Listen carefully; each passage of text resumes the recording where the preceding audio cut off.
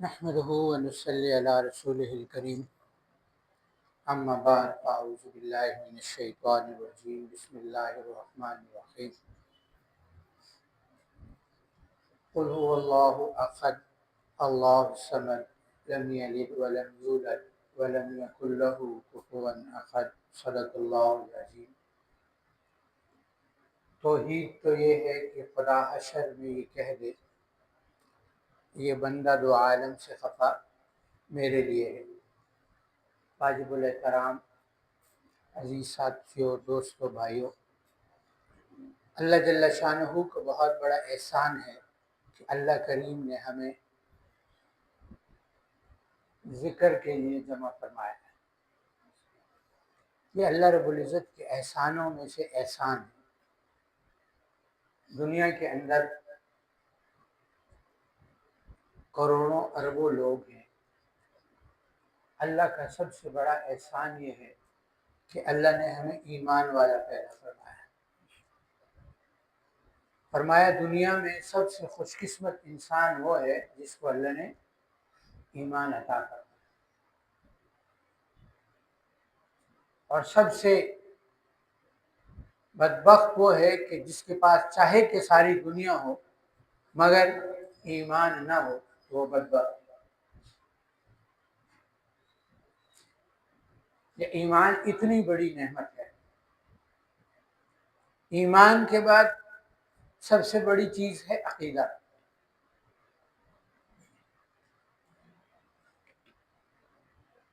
فرمایا کہ ہم اللہ کو ایک مانتے ہیں مگر گنتی والا نہیں۔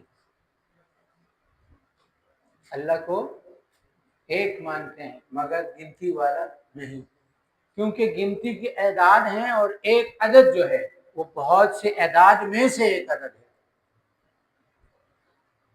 جبکہ اللہ ایک نہیں، اکیلا ہے، واحد ہے۔ اللہ واحد ہے۔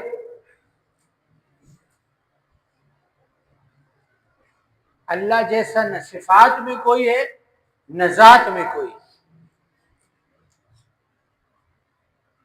اللہ جیسا نہ ذات میں کوئی ہے نہ صفات میں کوئی ہے، اور اللہ کی جو صفات ہیں وہ ایسی نہیں ہیں کہ جیسے کوئی الیکٹریشین ہوتا ہے نا، تو الیکٹریشین بننے سے پہلے وہ الیکٹریشین کا کام سیکھتا ہے۔ تو اللہ نے جب کسی مخلوق کو پیدا کیا ہے تو یہ پیدا کرنے والی صرف تب نہیں ہوئی جب اللہ نے پیدا کیا، بلکہ یہ صرف اللہ کے پاس پہلے سے ہے۔ اس لیے نہ ذات میں اس جیسا کوئی ہے نہ صفات میں اس جیسا کوئی۔ اسی لیے تو فرمایا نا کہ ذات کے اندر پڑھنا چاہیے ہی نہیں کہ اللہ ہے کیسا، کیونکہ جب کسی نے دیکھا ہی نہیں تو سمجھ میں کیسے آئے۔ اس لیے ذات میں غور اور فکر نہیں کرنا۔ جیسے کوئی کسی کو کہے کہ لوٹے کے اندر سمندر ڈال دو، کوزے میں سمندر ڈال دو، ممکن ہے؟ تو اللہ کی ذات بڑی اتنی ہے کہ ہمارے دماغ میں سما، ہماری عقل میں سما سکتے ہی نہیں۔ اس لیے اللہ نے خود فرما دیا میری کوئی مثال ہے ہی نہیں۔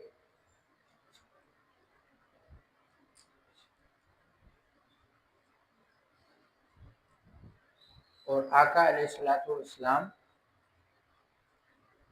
اللہ کے آخری نبی اور رسول،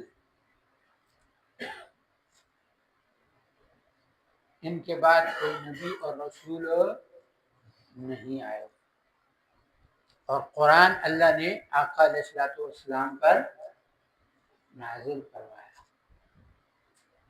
قرآن اللہ کا کلام ہے، قرآن اللہ کا کلام ہے، مخلوق نہیں ہے۔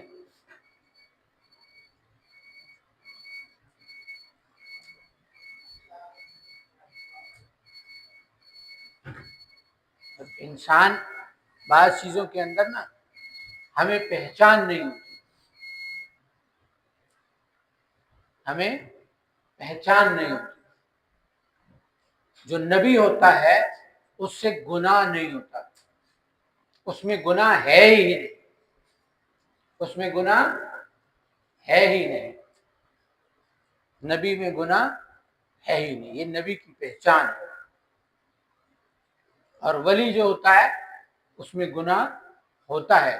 ولی کی پہچان کیا ہے کہ گناہ تو ہوتا ہے مگر جیسے آقا علیہ الصلوۃ والسلام نے فرمایا تم سب خطا کار ہو، بہترین وہ ہے کہ جو سب سے پہلے توبہ کرے، جو سب سے پہلے توبہ کرے. اور نبی کا جو استغفار ہے، نبی کی جو معافی مانگنا ہے، وہ امت کے لیے ہوتی ہے. کس کے لیے ہوتی ہے؟ نبی استغفار کس کے لیے کرتا ہے؟ امت کے لیے.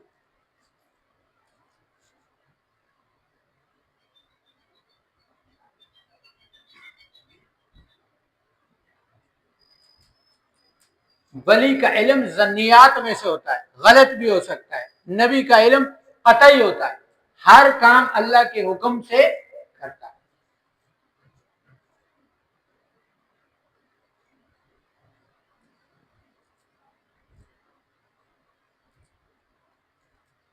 سمجھ آ رہی ہے؟ اسی طریقے سے ہم اہل سنت والجماعت کا عقیدہ یہ ہے کہ صحابہ سارے کے سارے جنتی ہیں. صحابہ سارے کے سارے جنتی. اور جو تقسیم خلفاء کی ہے، پہلا نمبر حضرت ابوبکر صدیق رضی اللہ، دوسرا نمبر حضرت عمر رضی اللہ، تیسرا نمبر حضرت عثمان، چوتھا نمبر حضرت علی. جب روایات میں اور قرآن کی آیت میں اختلاف چلتا ہے نا، اہل تشیع کے ساتھ اختلاف چلتا ہے، ہم تو ان کو شیعہ بھی نہیں مانتے،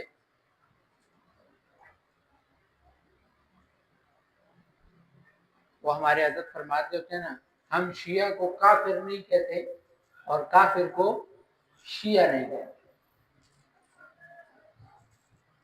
کافر کو شیعہ نہیں کہتے.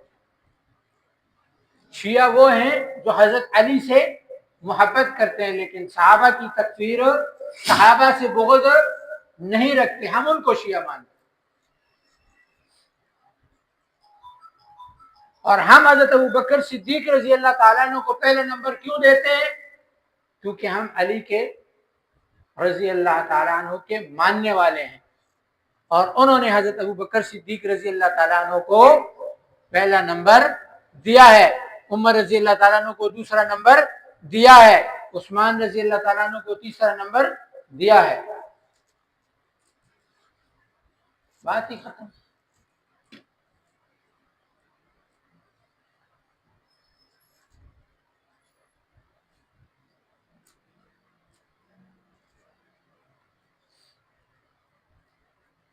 اسی طریقے سے حضرت امیر معاویہ رضی اللہ تعالیٰ عنہ کی جب بات آتی ہے تو تحکیم پر فیصلہ ہو چکا ہے، حضرت علی رضی اللہ تعالیٰ عنہ کی اور امیر معاویہ رضی اللہ تعالیٰ عنہ کی صلح ہو چکی ہے، تو بعد میں کون سا مولوی مفتی پیر یا کوئی بھی اٹھ کے کہے کہ جی، تو صحابہ نے اپنے کوئی بھی فیصلے ہم پر نہیں چھوڑے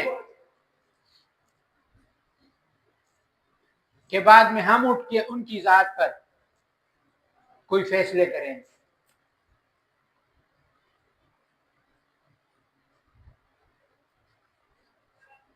کیونکہ عقیدہ یہ بھی ہے کہ جنت اور دوزخ کس کے اختیار میں ہے، تو جب اللہ نے ان کو دے دی تو کون سوال کر سکتا ہے؟ آج یہ بھی چلتا ہے نا، فلاں جنتی ہے، فلاں یہ ہے، فلاں یہ عمل کرے گا. وحیدوں پر کسی پر انسان آج وہ ادھر بیٹھے کل وہ کس مقام پہ بیٹھے، اگر آج ہم ادھر بیٹھے ہیں کل کہاں بیٹھے ہوں گے. اللہ سب کے ایمان کی حفاظت فرمائے، لیکن کسی پر جنت اور دوزخ کا فتویٰ نہیں لگا، اور نہ یہ کہنا ہے کہ اس عمل کا ثواب ملے گا اور اس عمل کا، وہ کوئی جلدی جلدی نماز پڑھے نا تو کوئی ایک آدھ بابا پکڑ لیتا ہے یا کوئی تبلیغی حضرات، تو نماز دوبارہ پڑھتے ہیں، نماز نہیں ہوئی۔ مثال دیتے ہیں حضور کی، حضور نے دیکھا تھا صحابی کو نماز پڑھتے ہوئے، وہ حضور تھے۔ وہ کون تھے؟ ان کو پتا ہے کہ ہوئی ہے یا نہیں ہوئی، ان کو پتا ہے کون جنتی ہے کون نہیں ہے۔ یہ نبوت کے ساتھ خاص ہے۔ اگر کوئی غلطی ہے تو غلطی سدھار دیں، یہ مت کہیں تیری نماز نہیں ہوئی۔ نماز کا ہونا نہ ہونا کس کو پتا ہے؟ وہ مولوی مفتی یا امیر صاحب اپنی نماز کا نہیں بتا سکتا، کسی دوسرے کا کیا بتائے؟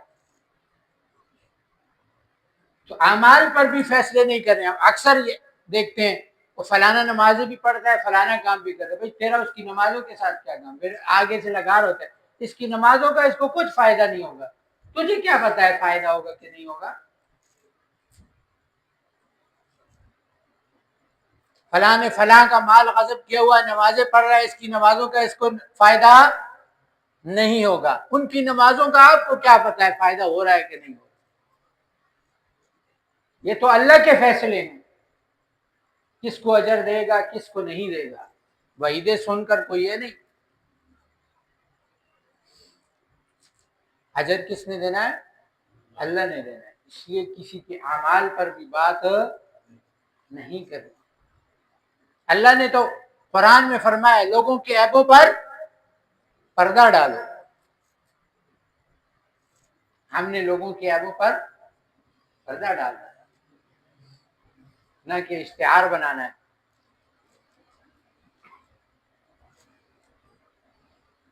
اسی طریقے سے فرمایا کہ امیر کی کیا کرنی ہے؟ اطاعت کرنی۔ وہ امیر ملک کا ہو، علاقے کا ہو، سلسلے کا ہو، جب تک کہ وہ فرمایا کہ جب تک کہ وہ گناہ کا حکم نہ دے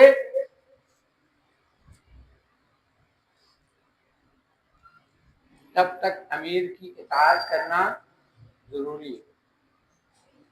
اسی کی کر رہے ہیں، اسی نواز شریف کو رنگا دیا، ہم اطاعت کرتے ہیں۔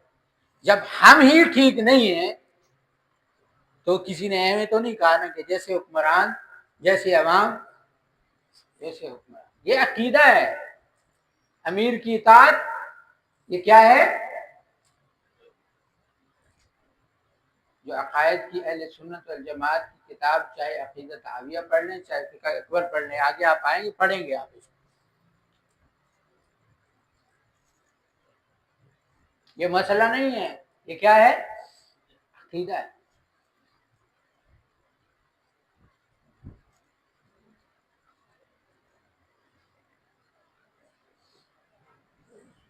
تو ایک ساتھی کہنے لگے نا یہ ہو گیا وہ ہو گیا، تو کسی نے جواب دیا کہ تسبیح اٹھا لو اور سجدے میں سر رکھ دو، پھر دیکھو ہوتا ہے کہ نہیں۔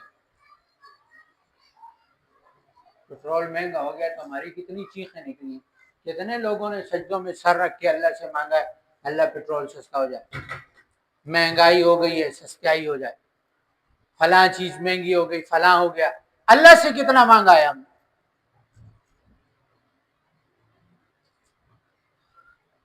اللہ نے تو ہمیں تنہا نہیں چھوڑا، ہم یہاں جتنے لوگ بیٹھے ہیں اس مہنگائی کے باوجود کوئی بھوکا سویا ہے آج تک؟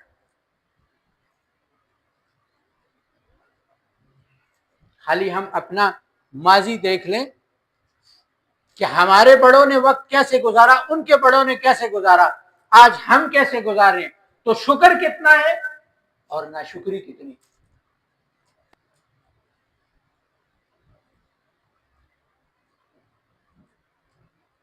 اللہ تو فرماتے ہیں شکر پر نعمتوں کو بڑھاؤں گا، شکر پر نعمتوں کو بڑھاؤں گا۔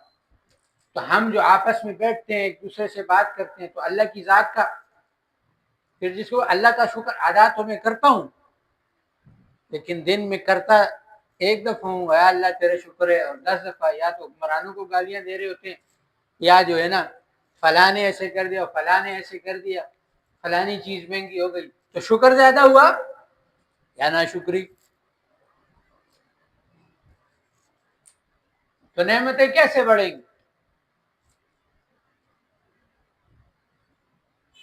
مومن تو مومن وہ ہے جو مشکلات میں بھی سکون میں بیٹھا رہتا ہے۔ محرم شروع ہو گیا ہے، امام حسین رضی اللہ تعالی عنہ کا تو یہ جو بیان کرتے ہیں نا، یہ امام حسین کی شان نہیں ہے۔ ولی کے دل میں ڈر اور خوف نہیں ہوتا، اسے مہنگائی نہیں ڈراتی، اسے تیر تلوار نہیں ڈراتا، اسے مستقبل کا خوف نہیں ڈراتا۔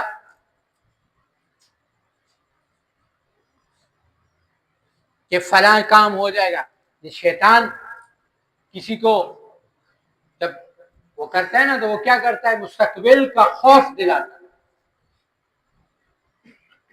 کل کیسے کھائے گا، تیرے بچے کیا کھائیں گے، تیرے پاس گھر نہیں ہے، تیرے بچے رہیں گے کہاں؟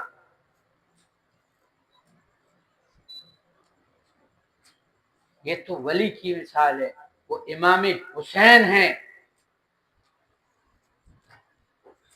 ان کو خوف ہوگا کہ مجھے پانی کہاں سے ملے، ان کو خوف ہوگا کہ یزید لشکر لے کے آ رہا ہے۔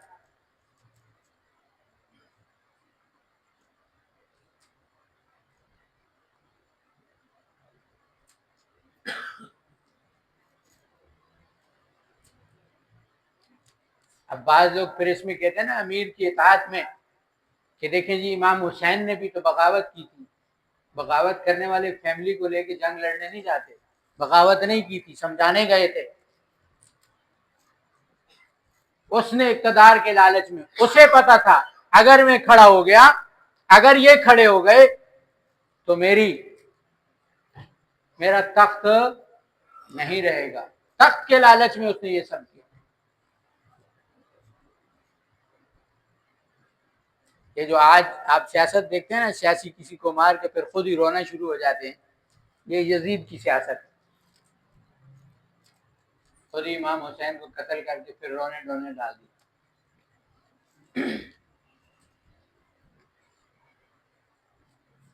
تو عرض یہ کر رہا تھا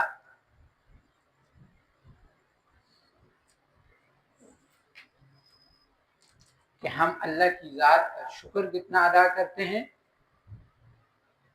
اور ناشکری کتنی کرتے ہیں۔ جب شکر ادا کریں گے، ابھی میں تھوڑی دیر پہلے بھی یہ بات عرض کر رہا تھا اپنے ایک ساتھی کو کہ ہماری نظر دنیا پر کیسے ہوتی ہے۔ ہم کہتے ہیں کہ ہم اللہ سے مانگتے ہیں، مگر صرف ہم کہتے ہیں۔ اگر میں تنخواہ دار ہوں تو میری نظر کس پہ ہوتی ہے؟ تنخواہ پہ، مہینے بعد مجھے تنخواہ ملے گی۔ میں عامل ہوں تو میں مریض آئیں گے تو پیسے آئیں گے۔ ڈاکٹر ہے وہ کہے گا مریض آئیں گے تو پیسے آئیں گے۔ دکاندار کہے گا گاہک آئیں گے تو پیسے آئیں گے۔ نظر کس پر ہے؟ اللہ پہ یا ذریعے پر؟ اور ہمارے حضرت جی کے پاس ایک آیا نا، کہنے لگا حضرت جی مریض نہیں آتے۔ حضرت نے فرمایا پھر کیا ہوا؟ میرے پہ پیسے نہیں ہیں۔ حضرت نے کہا کیا اب میں تیرے لیے یہ دعا کروں کہ اللہ لوگوں کو بیمار کرے تاکہ تیرے پاس آئیں؟ تیرے پاس پیسے نہیں ہیں تو تو اللہ سے پیسے مانگ، مریض مت مانگ۔ کیا مانگ؟ تو ہم وہ جو تنخواہ دار ہوتا ہے نا، وہ کہتا ہے تنخواہ ملے گی تو میرا مہینہ چلے گا۔ نظر اللہ پہ ہے کہ تنخواہ پہ؟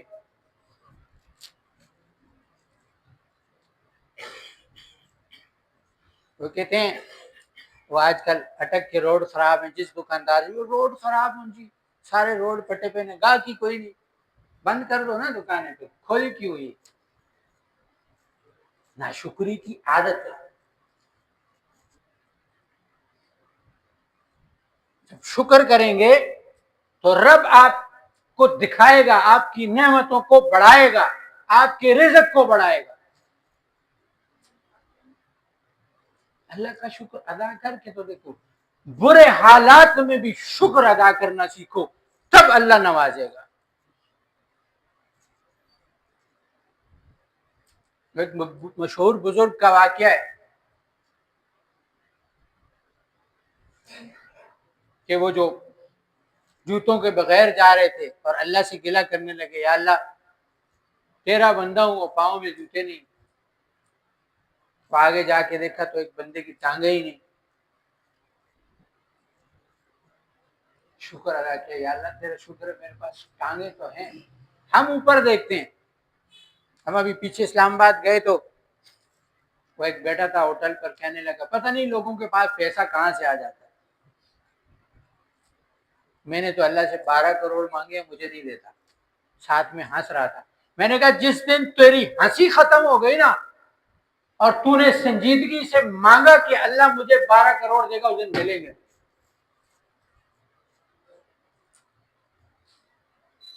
ابھی تو بھی ہنستا ہے، تجھے بھی یقین نہیں ہے کہ 12 کروڑ ملیں گے، میں نے ادھر ہی مزدوری کرنی ہے، مجھے یہی ملنا ہے۔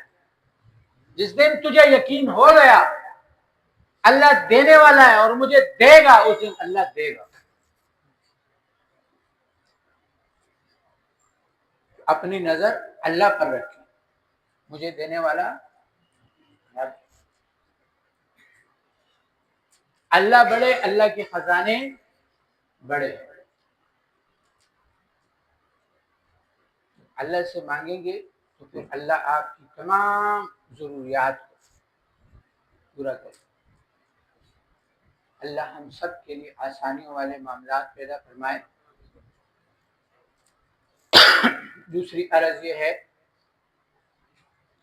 کہ جیسا کہ پرانے ساتھیوں کو معلوم ہے کہ ہمارا اجتماع 7، 8، 9 ربیع الاول کو ہوتا ہے سلسلے کا کراچی میں، تو اس اجتماع کے لیے کوشش کرنی ہے کہ تمام احباب اس میں شرکت کریں۔ اس کے اندر تصوف کا دورہ ہوتا ہے، سلاسل تمام طے کرائے جاتے ہیں، سورورد، چشت، قادریہ، نقشبندیہ، شاذلیہ۔ اس کے ساتھ ساتھ ان کتابوں کا مختصر دورہ کرایا جاتا ہے، عقیدہ طحاویہ، قدوری، اور ایسے ہی اعمال کرائے جاتے ہیں، حزب البحر کا، سورہ مزمل کا، چہل کاف کا، ناد علی کا، مختلف اعمال کرائے جاتے ہیں، اور ساتھ میں حضرات کے بیانات بھی چلتے رہتے ہیں۔ اس 3 دن کے مختصر وقت میں اللہ اتنی برکت ڈالتا ہے کہ تمام چیزیں جو ہیں وہ پایہ تکمیل تک پہنچتی ہیں۔ تو تمام ساتھیوں سے عرض یہ ہے کہ دعائیں بھی کریں کہ اللہ اس اجتماع کو کامیاب فرمائے، اور اس اجتماع میں اپنا حصہ بھی ڈالیں، اور اجتماع کے اندر خود بھی لائیں۔ اجتماع میں صرف بستر لے کے جانا ہوتا ہے، باقی کھانے پینے کا انتظام مرکز کی طرف سے ہوتا ہے، تو اس کے لیے بھی ساتھی کوشش کریں کہ ہم سب اس میں شامل ہو جائیں۔ اور جانے کا آسان طریقہ ہے، ابھی میں نے ایک ساتھی کو پہلے عرض کی نا، میں نے کہا جاؤ گے؟ کہتا نہیں۔ میں نے کہا کیوں نہیں؟ کہتا پیسے نہیں۔ پیسے کون دے گا؟ جانے والے تو بنو۔ بات وہی ہے، نظر ادھر ہے کہ میری تو تنخواہ ہی اتنی ہے کہ گھر چل جائے تو بڑی بات ہے، گھر چل جائے تو بڑی بات ہے، مگر لے جانے والا۔ پھر میں نے ایک قصہ بھی سنایا، آپ حضرات کو بھی سنا دیتے۔ ایک تبلیغی ساتھی تھے نا، تو وہ چنے بیچتے تھے۔ کیا کرتے تھے؟ چنے بیچتے تھے۔ تو کسی نے ان سے پوچھا کہ بیرون کا سفر بھی کیا ہے؟ تو نے کہا 3 سفر کیے. کتنے؟ مطلب 3 ملکوں میں وہ جا چکا ہے. تو اس نے کہا تو چنے بیچتا ہے، تو باہر کیسے چلا گیا؟ اس نے کہا میں چنے بیچتا ہوں، اللہ چنے نہیں بیچتا.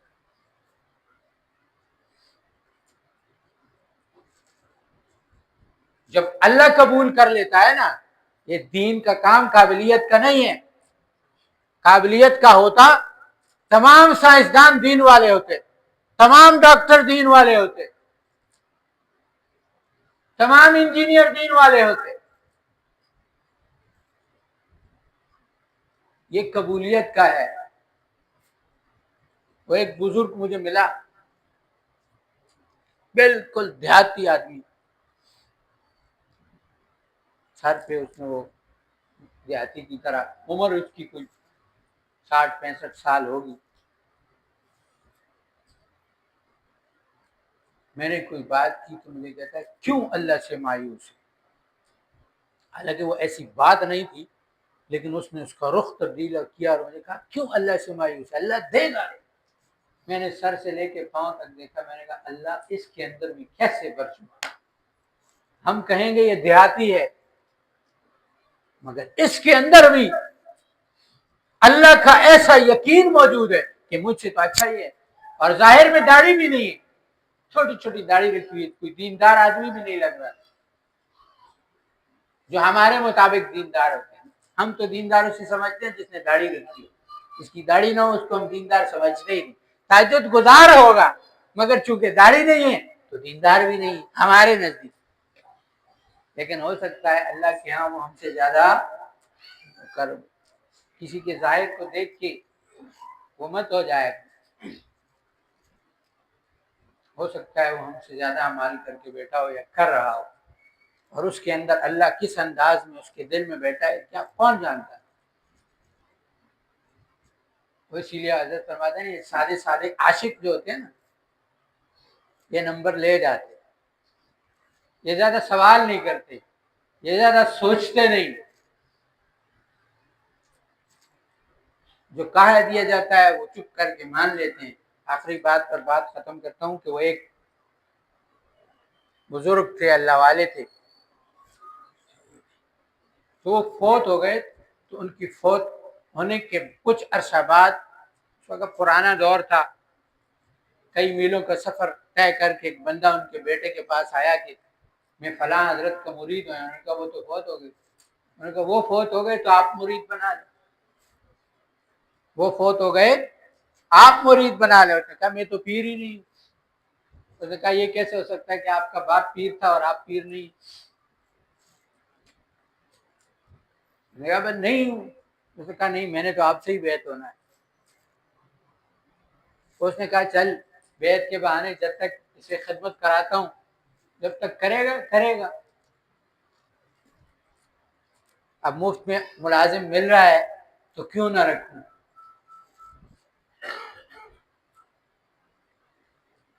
وہ بھی عاشق تھا. کیا تھا؟ 7 سال خدمت کی. کتنا؟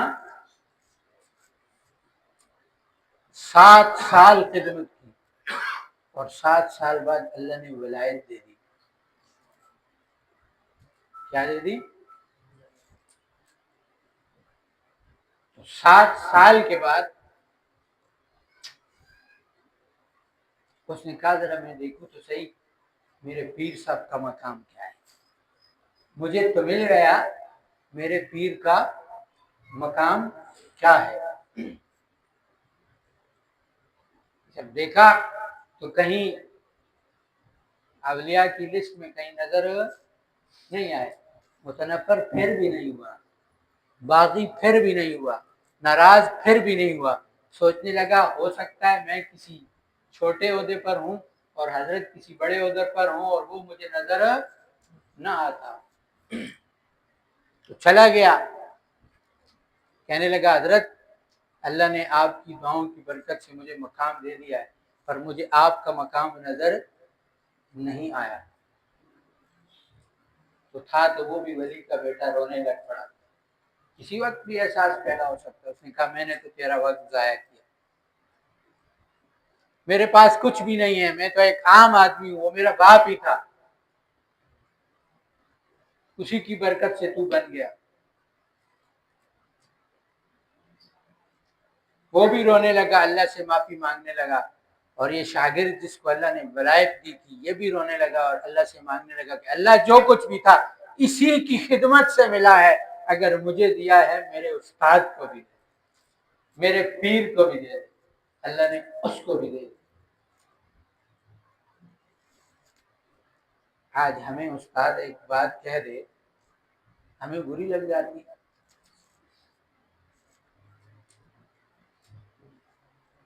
راستہ ہی تبدیل کر دیتے ہیں، چھوڑ دیتے ہیں۔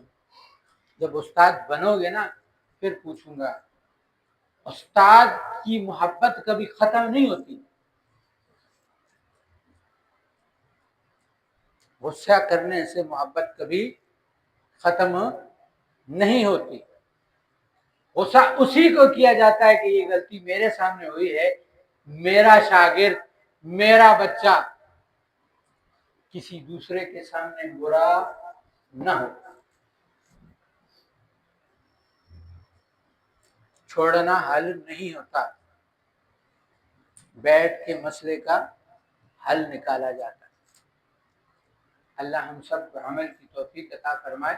وآخر دعوانا الحمدللہ رب العالمین۔ آمین۔ الحمدللہ رب العالمین وعاقبۃ للمتقین، الصلاۃ والسلام علی سید الانبیاء والمرسلین۔ اللہ تو رحمان ہے، رحیم ہے، غفار ہے، غفور ہے۔ اللہ تو ہمارے گناہوں کو معاف کر، اللہ جو جان بوجھ کر کیے، انجانے میں کیے،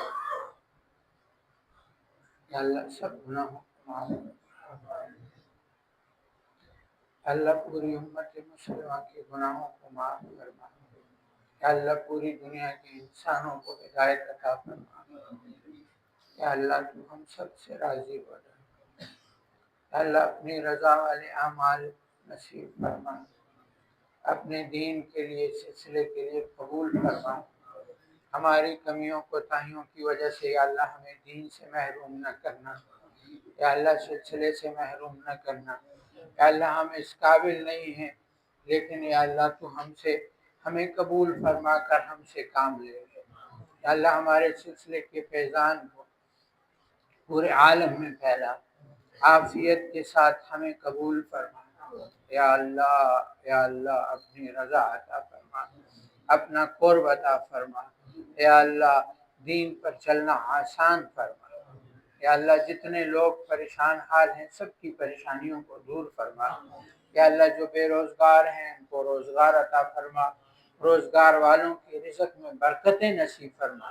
یا اللہ جو قرض دار ہیں ان کے قرضوں کو غیب کے خزانوں سے عطا فرما۔ یا اللہ تو اپنا خصوصی کرم اور رحم فرما۔ یا اللہ جو لوگ بیمار ہیں یا اللہ ان کو شفا عطا فرما، جو روحانی، جسمانی، شیطانی جس مرض میں مبتلا ہیں یا اللہ تو ان کو شفا عطا فرما۔ یا اللہ جو دنیا سے چلے گئے ان کی مغفرت فرما۔ یا اللہ ہمیں اپنے ماں باپ کا، استادوں کا احترام کرنے والا بنا۔ یا اللہ ان کا فرما بردار بنا۔ یا اللہ ہمیں ان کا نافرمان نہ بنا۔ یا اللہ جن کی اولادیں نہیں ہیں انہیں نیک اور صالح اولاد عطا فرما۔ اولاد والوں کی اولادوں کو ان کے حق میں فرما بردار بنا۔ یا اللہ جن کے والدین نہیں ہیں ان کی مغفرت فرما۔ باحفاظ کے جو کزن فوت ہوئے ہیں یا اللہ ان کی مغفرت فرما، ان کی آخری منازل کو آسان فرما، جنت الفردوس میں جگہ عطا فرما۔ یا اللہ میری والدہ کو شفا یاب فرما۔ یا اللہ ہمارے حضرت جی کی والدہ بیمار ہیں، یا اللہ ان کو شفا عطا فرما۔ اللہ ہمارے حضرت کو سرتاج زمانہ بنا۔ یا اللہ ان کی قدم قدم پر مدد اور نصرت فرما۔ جتنی جماعتیں دین کا کام کر رہی ہیں سب کی مدد اور نصرت فرما۔ یا اللہ سب کے لیے آسانیاں فرما، ان کے گھر بار کی حفاظت فرما۔ یا اللہ ہمارے ملک پاکستان کی حفاظت فرما، ہمارے ملک کی فوج کی حفاظت فرما۔ یا اللہ ہمارے ملک کے حکمرانوں کی حفاظت فرما، ان کو صحیح کام کرنے کی توفیق عطا فرما۔ یا اللہ ان کی غلطیوں کمیوں کوتاہیوں کو معاف فرما کر ان کو صحیح کام کرنے کی توفیق عطا فرما۔ یا اللہ اگر وہ صحیح نہیں ہوتے تو ان کو ایسا بیمار کر کہ وہ ہدایت پر آ جائیں، وہ ٹھیک کام کرنے والے بن جائیں۔ یا اللہ ہمارے جتنے بھی محکمے ہیں، وابٹا ہے، گیس ہے، جتنے بھی ہیں، یا اللہ سب کے سب کو صحیح طریقے سے کام کرنے کی توفیق عطا فرما۔ ہمارے ملک پاکستان کو اندرونی بیرونی شرور سے بچا، اس کی حفاظت فرما۔ یا اللہ ہمیں مخلوق کی خدمت کرنے کے لیے چن لے، یا اللہ ہم سے مخلوق کی خدمت کا کام لے لے، یا اللہ ہمیں تو قبول فرما لے۔ یا اللہ جتنی دعائیں، خیریں، برکتیں، رحمتیں آقا صلی اللہ علیہ وسلم نے اور بزرگوں نے مانگی ہیں، سب میں ہمارا حصہ فرما۔ جن شرور اور فتن سے پناہ مانگی ہے یا اللہ ہم کو پناہ عطا فرما۔ یا اللہ اپنے رستے کی، دین کی، شہادت کی موت نصیب فرما۔ جب اس دنیا سے جا رہے ہوں تیرا پاک کلمہ ہماری زبانوں پر ہو، لا الہ الا اللہ محمد رسول اللہ وصلی اللہ تعالی علی خیر خلقہ محمد وآلہ واصحابہ وذریاتہ اہل بیتہ اجمعین برحمتک یا ارحم الراحمین، آمین آمین آمین۔